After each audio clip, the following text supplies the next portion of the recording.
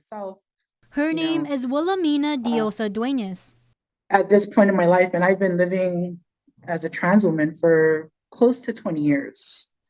I started my transition at a very young age. Um, and just recently I had top surgery, and like this, like something as little as that makes a huge difference in our everyday life. Her breast augmentation surgery was a major step, but the little thing that she says would make an even greater impact is having the right to legally change the sex designation on her birth certificate to match her true identity. If we're able to, change our gender markers on our documents, it all starts with our birth certificate. Because without that, we cannot change our driver's licenses, our passports, anything that requires us to basically have our identity on any documentation. It's a slight change, she says, can make a big difference when it comes to doing everyday little things like traveling. If you look like this and then your documentation doesn't match, sometimes it does make it difficult to pass through TSA, or even something as simple as going to the bank and cashing a check, or even going to the doctor's office. On Guam, the law only allows for transgender individuals to change the designation on their birth certificates only after undergoing transitional surgery. Somebody had asked, and it really touched me because this person, this means something to this person.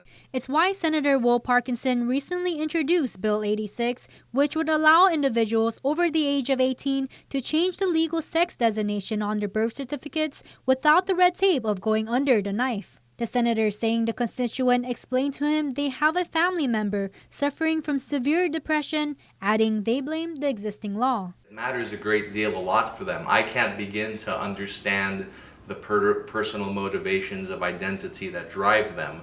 And I don't need to completely understand it. I just need to see that this is important to them. And even if I don't completely understand it, I'm going to be supportive of them. Every transgender person is different, and for it to be required for you to have that surgery in order to change that marker, uh, it's kind of unrealistic. A reality, though, for 13 states and Guam, who to this day require proof of sex reassignment surgery in order to make the gender marker change, according to the Movement Advance Project. The proposal sparking quite the debate locally. I get it. Everybody's allowed to have an opinion, and that's completely fine.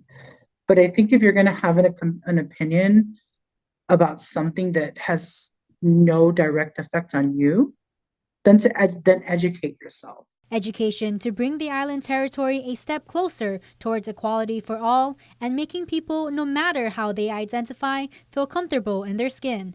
Matsuki Yirayama, KUAM News.